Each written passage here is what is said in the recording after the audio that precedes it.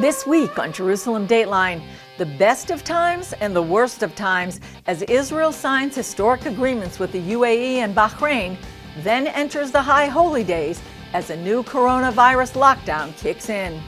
And Israelis' Iron Dome anti-rocket system in a new documentary, plus Rosh Hashanah, the shofar-sounding holiday. All this and more this week on Jerusalem Dateline.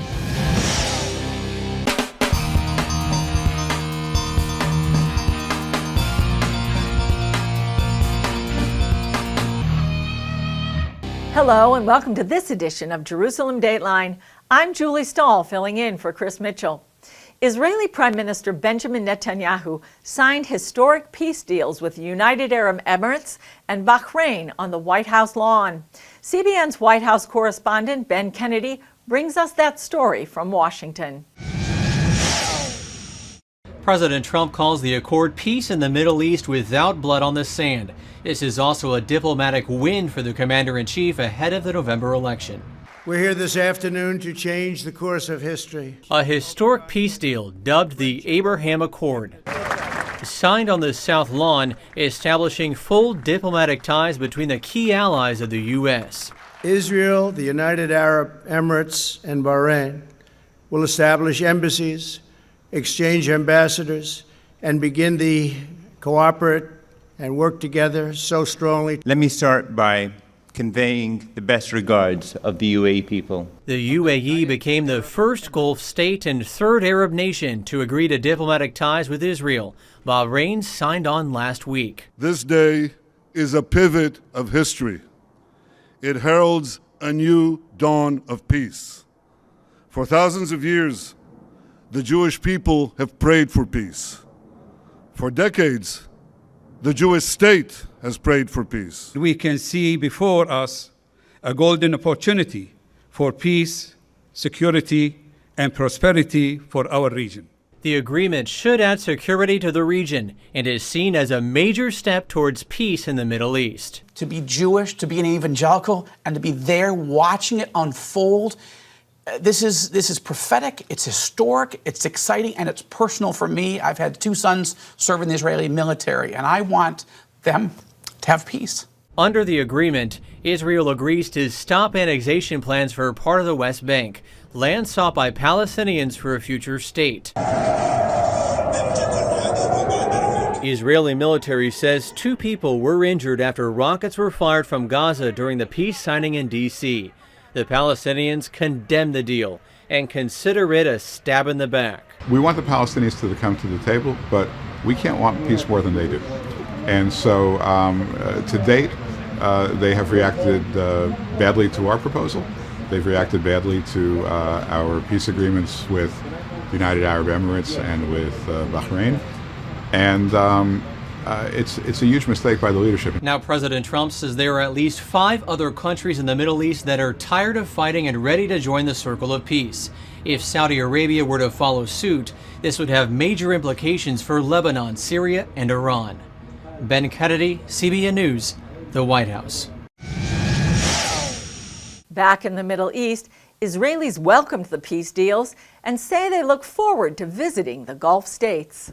The flags of the U.S., Israel, UAE, and Bahrain were projected on Jerusalem's Old City walls as leaders in Washington signed the deals. At a reception for diplomats, Israeli President Reuven Rivlin thanked the Gulf state leaders for their courage and invited them to Jerusalem. This is a true example of breaking down borders and overcoming division. Rivlin said together they could lead the Middle East down a new path of hope, peace, tolerance, and cooperation. I hope that many more Arab and Muslim countries follow your lead, and that we see a new era of peace among nations. P2P, people to people, peace to peace.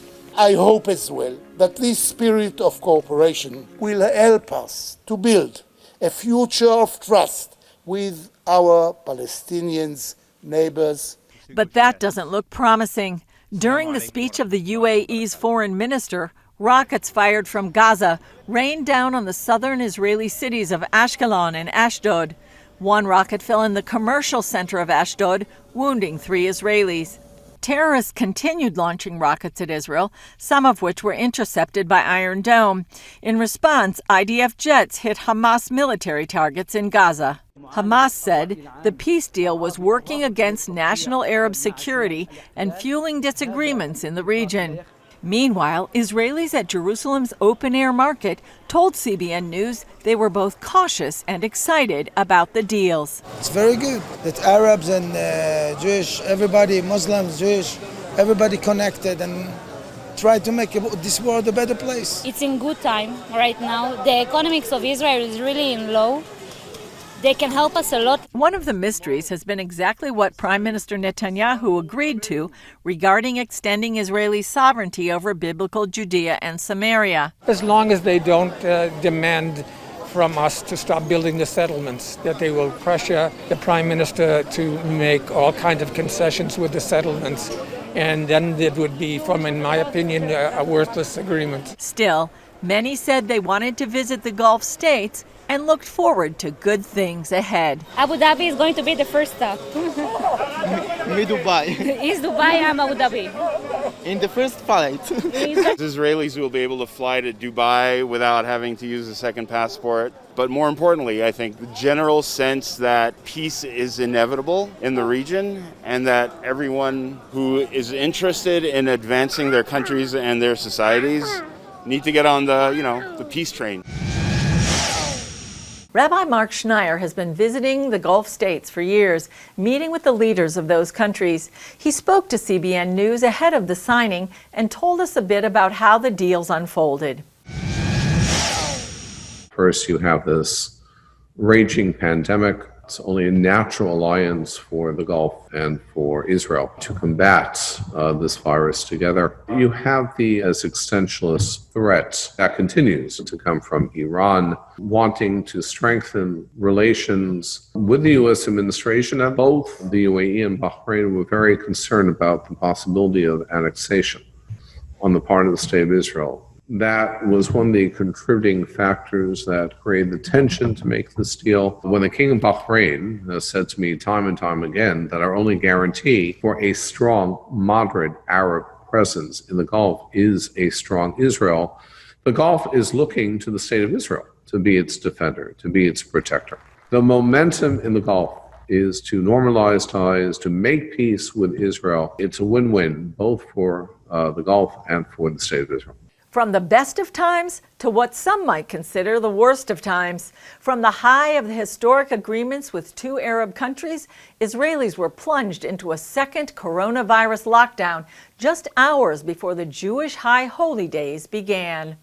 For the first time in its 62-year history, Jerusalem's Great Synagogue is closed for the high holidays. The reason is a very simple one. The most important criteria in Judaism is the safety, the physical safety of every human being. And the lockdown is widespread, closing schools, malls, hotels, and restaurants except for delivery. Israel has seen a dramatic rise in the number of new cases to more than 5,000 per day, with more than 1,100 deaths. Tonight, I want to tell you that I understand well the feeling of confusion, of embarrassment, of concern that many certainly feel. I understand and ask before everything else to apologize for this. While admitting the lockdown harmed Israelis' ability to celebrate together, President Rivlin encouraged them to be strong and then turned to the government. We must do everything to restore personal, medical, and economic security to all Israelis. Meanwhile, police spokesman Mickey Rosenfeld says law enforcement is ready to do its part while keeping the peace. The Israeli National Police have completed security, health, and safety measures for the scheduled lockdown. More than 7,000 police officers will take part in blocking different neighborhoods and preventing movements. Israelis taking care of last-minute needs at Jerusalem's open-air market shared mixed reactions to the lockdown. We're mad, I'm honest, because in July and August, everything was open, everyone drink a beer, everything they would go to concerts. But in the holidays, when it's supposed to be happy, everyone's supposed to be united. It's Rosh Hashanah, it's New Year's of the Jewish. He closed everything. The fact that we are the first Western country to enter a second lockdown It's insane. Still, some see a spiritual bright side. Maybe it will bring us all together more. We have to stay home and have a little introspection of ourselves and so forth. And I think that probably next year there'll even be more turnout in the synagogues and I think it's going to strengthen us in the end. Coming up, the new documentary about the invisible dome of iron that protects Israeli communities from enemy rocket fire.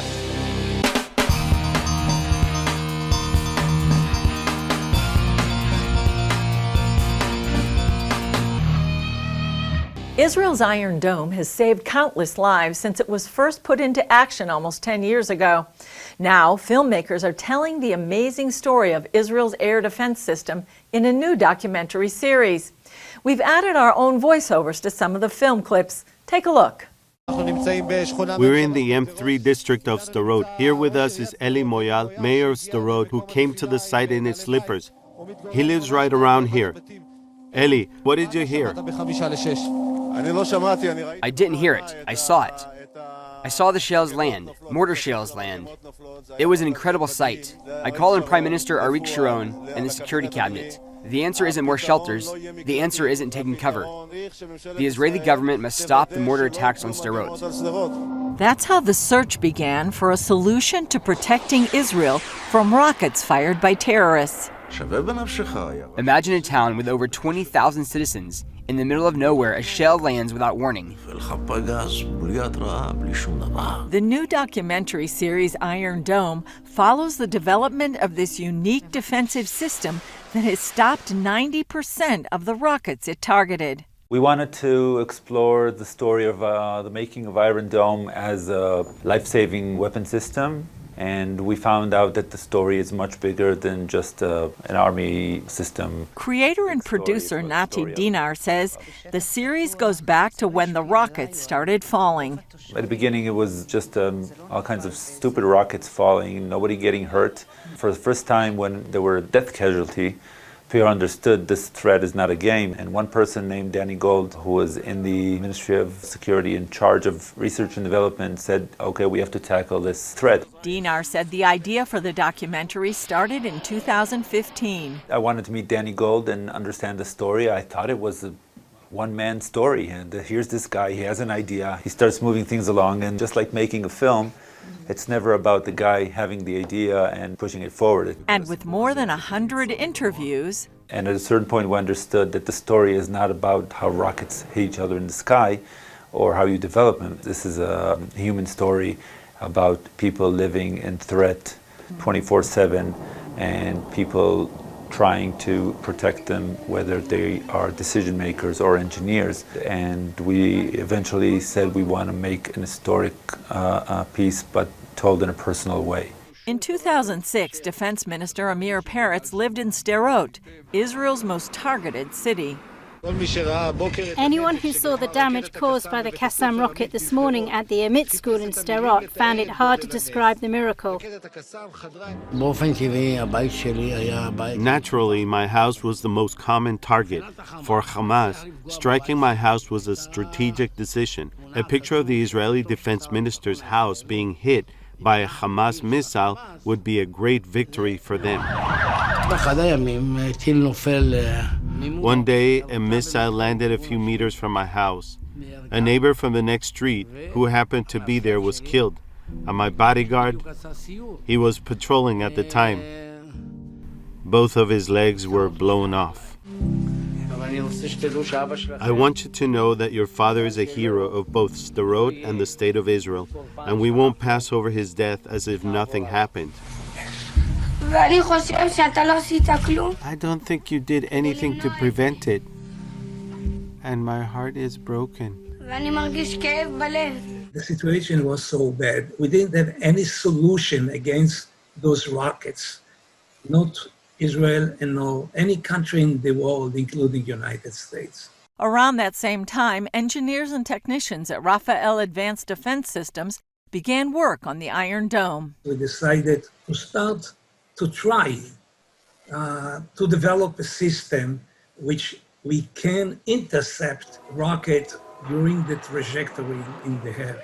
it was almost impossible. But we understood that we don't have any other choice in Israel. Born in Tel Aviv to Holocaust survivors, Levine brought a personal connection to his work on the system. For me, it's, to protect everyone in Israel. It's let's say, I have it from the childhood. First, we launch the target. The target's in the air. We start the countdown. The announcer, a guy named Dory, starts counting.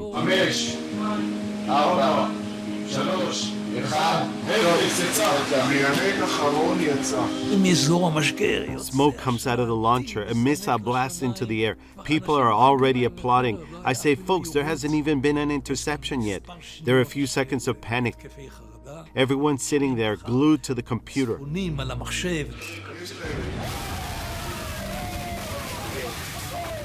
Cheers for a defense system continuing to save Israeli lives today. Up next, Rosh Hashanah, the traditional Jewish New Year, and biblical Feast of Trumpets.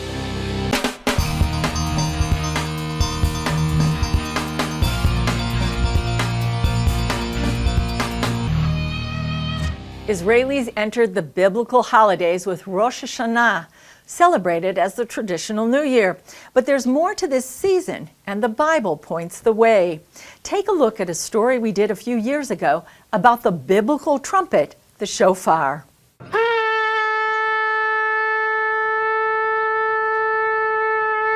Rosh Hashanah literally means head of the year, the new year. But biblically, it's much more than that. In the book of Leviticus, it's called Yom Teruah, the day of the blowing of trumpets, or ram's horn, the judgment day. The only commandment during Rosh Hashanah is actually to hear the sound of the shofar. Okay. And so everybody gathering in the synagogue to hear the sound of the shofar. It's something that people connect to their soul, to hear the sound of the shofar. The piercing sound of the shofar is meant to remind the hearers to repent of their sins and to make things right with their brothers and sisters. The rabbis say that reconciliation with God and man confounds the enemy. A shofar is a musical instrument made from a horn. This is the oldest musical instrument. And the Jewish Orthodox we have a committee to hear the sound of the shofar during New Year, our Judgment Day.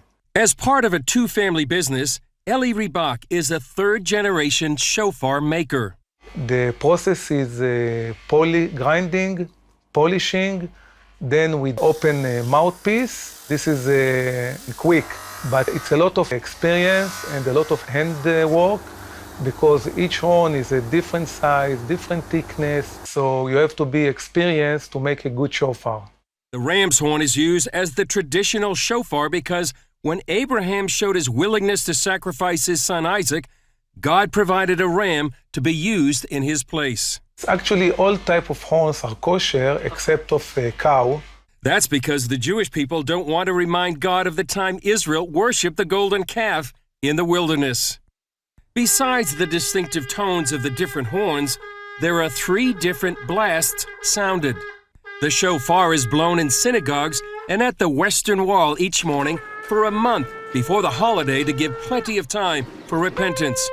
You and I both know that we need a lot of reminders in our daily life to repent, to think of the things of God. It's like an alarm clock for the soul. Ribach says it's not just Jewish people who blow the shofar. We sell the shofar all over the world. We sell it to Jewish, to Christian, Messianic people, evangelist people. Rosh Hashanah is the feast of the 7th month, but in Jewish tradition represents the new year. At the coronation of the kings of Israel, the shofars would blow. They would announce the new king, or they would announce the coming of the king. Oftentimes in the Christian world, shofars are blown throughout the entire year. But in Judaism and in Jewish practice, those shofars are only blown for a very limited time throughout the year, during this time, the month of Elul and Rosh Hashanah. Boaz Michael, founder of First Fruits of Zion, says that's a foreshadow for those who believe in Yeshua, Jesus. And they tell us something, they're speaking to us, they're reminding us of something. And one of the things they're reminding us of is the creation of the world, the coming of the King, King Messiah one day at this time, the coronation of his kingdom here on earth. This is what the shofar is to remind us of, and it speaks to us every day when we hear that sound. Chris Mitchell, CBN News, Jerusalem. Still ahead, the special Slichot prayers asking for forgiveness.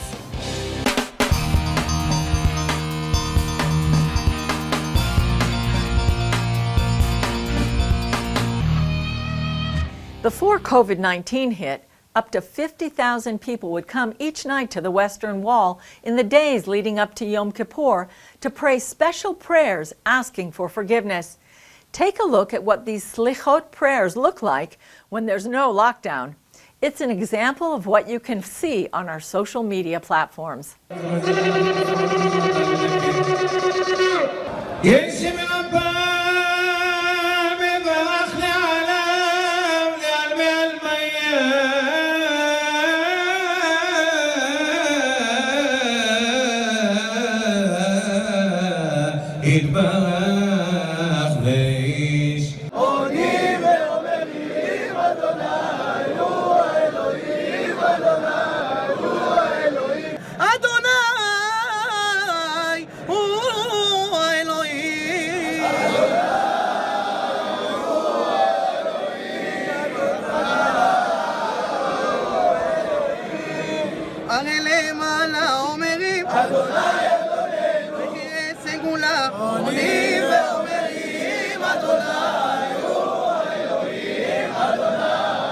It's a powerful reminder to pray for Israel in this season, especially with the new coronavirus lockdown. That's all for this edition of Jerusalem Dateline. Thanks for joining us. Remember, you can follow us on Facebook, Twitter, Instagram, and YouTube. To all our Jewish viewers, we say, Shana Tova, a Happy New Year. I'm Julie Stahl. We'll see you next time.